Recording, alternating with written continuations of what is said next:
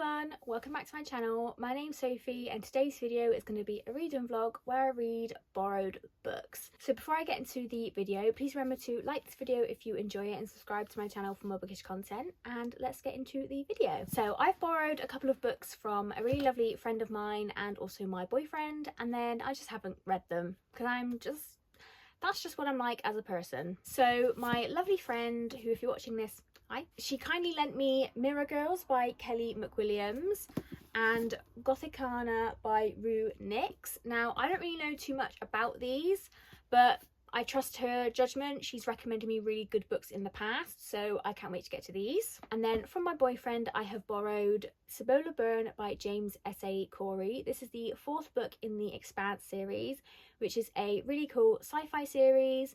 And yeah, I really need to get caught up with this one. It's all fully published now, so I just need to get on reading this one. So I think the one I'm going to start with is Mirror Girls by Kelly McWilliams, and I will start reading this one and I'll check back in with you guys when I've got an update on this one. So I've started reading the first book for this vlog, which is Mirror Girls by Kelly McWilliams.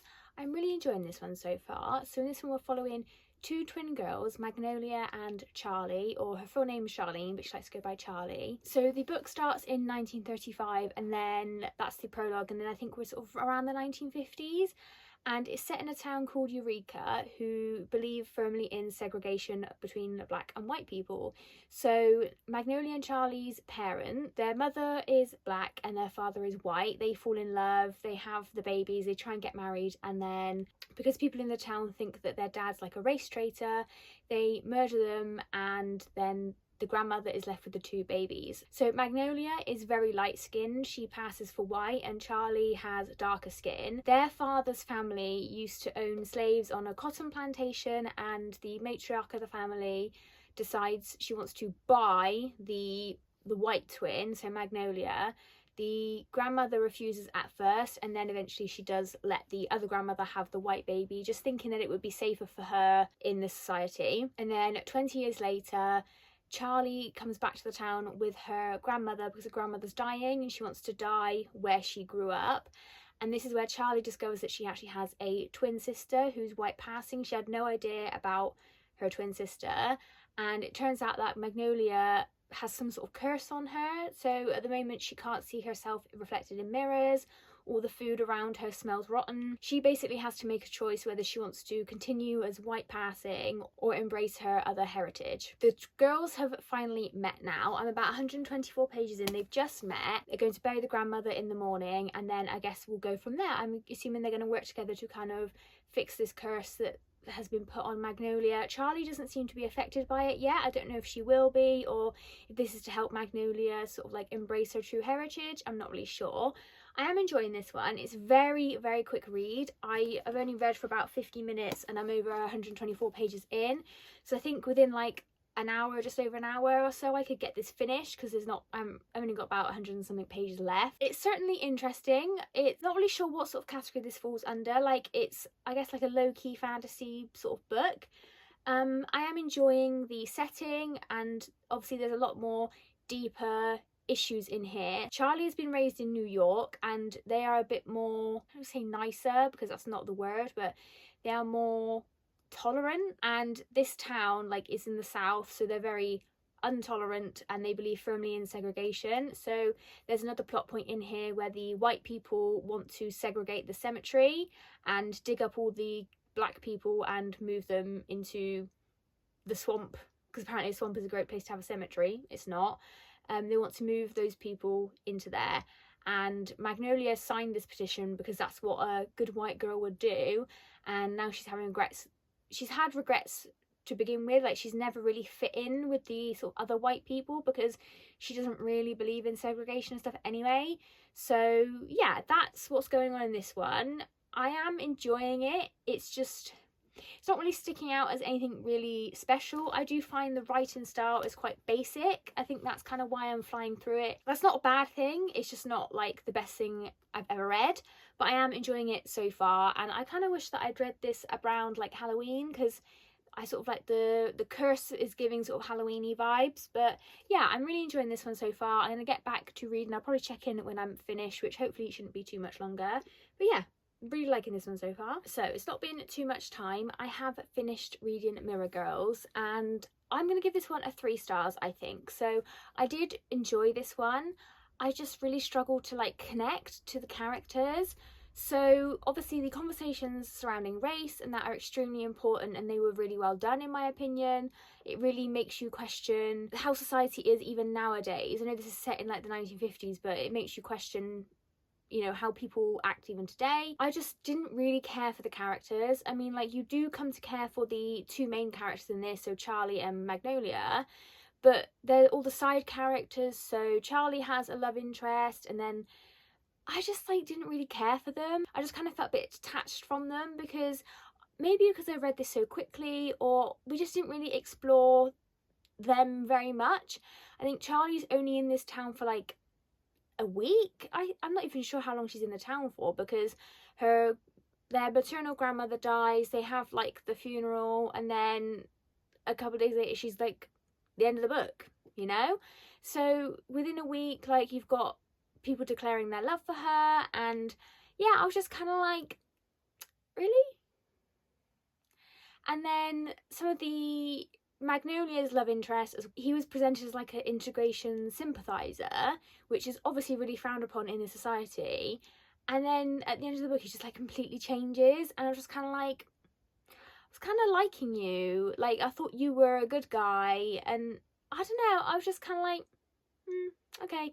Yeah, I just didn't really care for any of the other characters. I do think the story was really interesting, but I feel like it just wrapped up really quickly. I feel like we had a lot of build up to this curse, and I was kind of like, what even is this curse? Like, I just don't think the curse aspect was done very well. I do think it's still a good read, and I'm glad I've read it. I think it's really opened my eyes up to a lot of things myself. But yeah, I think I'm going to give this one a 3 star, which is still a good rating. It's not a bad rating. I just didn't love it. I liked it, I didn't love it. So yeah, that's this one done. So the next book I'm going to be reading for this vlog is going to be Cibola Burn by James S.A. Corey. This is the 4th book in the Expanse series, which is a science fiction series. So we follow quite a sort of gaggle of characters. In the first book, Leviathan Wakes, we follow our crew of characters who are kind of all in separate places, but the main plot point is that the ship that they are on, and a substance kind of thing is discovered called the proto-molecule, which basically changes humanity as we know it. We've moved on a bit since then. I have to be honest, I can't really remember where the 3rd book left this, but I do remember that you can sort of dive back into these books. You don't really need to remember all the key details, because you do kind of get reminded of them as we go along. So I'm really excited to finally get to this one. It's been a long time since I read one of these books, and I'm excited to dive back in. I think this one's going to open up the sort of universe even more of this world. So from what I can remember, yeah, so the previous one to this was called Abaddon's Gate, and it was basically a gateway to other worlds in this universe, or in another universe, and where we left it, we had kind of just gone through the gate. So we're going to explore these other worlds, see where our characters currently are, and yeah, I'm really excited to get to this one. Even though it's quite chunky, I don't think it'd take me too long to read, because these are such quick and fun reads. Also, I will say, if you want to delve into sci-fi but you're sort of not too sure where to start, I definitely recommend this series, because it's not too, obviously there is details on the scientific aspects of things, but it's not too like a textbook that you need to have like a physics degree to understand what's going on. I'm not really very sciencey. I do find it very interesting. I did study biology for my A-levels, but yeah, I have no problem following along with what's going on. So yeah, definitely recommend the series. So I'm going to start reading this one, and I'll check back in with you guys when I've got an update. So it's now the next day. I have started reading Cibola Burn by James S.A. Corey. I'm just over 100 pages into this one. So this is the 4th book in the Expanse series, so I can't really go too much into the plot of this specific book. But from what I've read so far, we're setting up sort of where all our characters left off, what they're currently up to. We're setting up for the crew of the Rocinante to be thrust straight back into all the drama that's going on in this world. James is the sort of like the leader of this gang. So you've got James, Naomi, Alex and Amos. And James is from Earth. Naomi and Amos I think are both from the Belt, and Alex is from Mars. So they're a pretty well-rounded crew. They sort of cover all aspects of this universe so far. They're kind of used by both sides of like Earth and Mars and the Belt Rebellion, the OPA, to kind of be used to get what they want. So they're kind of like in the middle of everything. The start of this book, or the end of the last book, opened up this universe so much, and straight away our 4 main characters are thrust straight back into that drama, even though they don't really want to be involved in it anymore. They want to get on with their own lives. Like Alex has got family back on Mars, James and Naomi just kind of want to do their own thing, Amos is just down kind of for whatever. And then we follow a couple of other perspectives as well, following a couple of people on the planet that we're exploring currently. We've got another perspective of Bobby from Mars. She was a Martian Marine who we met in previous books, so that's kind of where we're set up for this one. The Expanse series as a whole, we're following this crew of 4 people. At the very beginning of the first book, they're on a ship called the Kant, and it's an ice hauler, and they go off to explore like a distress signal, and then the ship that they're on is blown up. They are off of the ship, and a substance is discovered called the protomolecule, which turns out to have been created by aliens, they think. We're not 100% sure of that, but that's kind of what we've been, this is all kind of discovered quite early on in the first book. Everyone wants to get their hands on the protomolecule. Some people want to weaponize it, some people want to experiment on it, some people want to have it so that no one else can have it, kind of thing, keep it safe. That's where we've gone, that's where we started, and that's where we are now.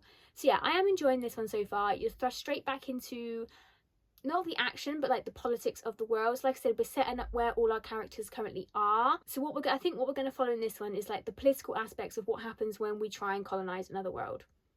So yeah, we will see what happens in this one. I'm really looking forward to reading this one. I've really enjoyed those first 100 pages so far. It's really fun being back with these crew of people.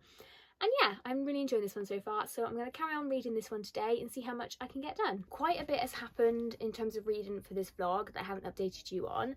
So I did in fact finish Sabola Burn by James S.A. Corey. I'm going to give this one 4 stars. I think this was a fantastic instalment in this series, and we've really opened up the world quite a bit here. This one had a lot of political manoeuvring. We had a lot of things going on the planet that they were on, and also things in the background, and how decisions on this planet could affect the universe in general, because obviously this is a brand new planet that they've discovered. I really enjoyed the characters here and all the different storylines we had going on. Considering it's nearly a 600-page book, I don't really feel like it dragged at all. The pace of the plot was really good and it kept me interested. There wasn't really a dull moment in here. I did like the introduction of some new characters. I'm interested to see if we're going to continue to follow them as the series progresses. It was interesting to learn a bit more about the protomolecule and, you know, who's behind it, what's going on with it, kind of thing. I find sometimes with like sci-fi series that the alien aspect is like introduced and then it's just really vague. You never really get a satisfying sort of conclusion with it. Considering we're on book 4, I feel like we're heading in the right direction to end up with a satisfying conclusion, but the crumbs that we're getting are really good so far. And yeah, I'd highly recommend this sci-fi series, and it's really fast paced, really enjoyable, such a good diverse cast of characters. Yeah, really love this one. And then I started to read Gothicana by Rue Nix, and unfortunately this one is going to be a DNF. I read maybe like the first 50 or so pages of this one, and to be honest, I don't really like the writing style. I was getting a bit bored. I kind of feel like we weren't even really introduced to the characters. We were just kind of like, oh, here's your character, here's another character, and off we go. And I just wasn't really interested. And then I sort of thought, is this going to be like a student-teacher romance? And yeah, that's where it was headed. I don't know if that's how it ends up, but I don't think that's not for me. I don't think dark romance as a genre is for me, and just not really. Yeah, maybe I'll have to give another one a go, but yeah, I'm sorry, my lovely friend, I'm sorry. This just wasn't for me. It's a me thing. But yeah, I'm a bit disappointed because like the cover is absolutely stunning, but yeah, if it's not for me, it's not for me. And I wouldn't want to push myself through this, put myself in a slump to only give it like a low rating. Like, if I know I'm not enjoying it, I'm just going to give up. But yeah, unfortunately I didn't really enjoy this one. So the synopsis that I read was we're following Corvina, and she's been homeschooled her whole life. Like, she hasn't really had much interaction with other people, and then out of the blue, when she's like 20 or 21, she gets a letter of acceptance from a university that she's never heard of.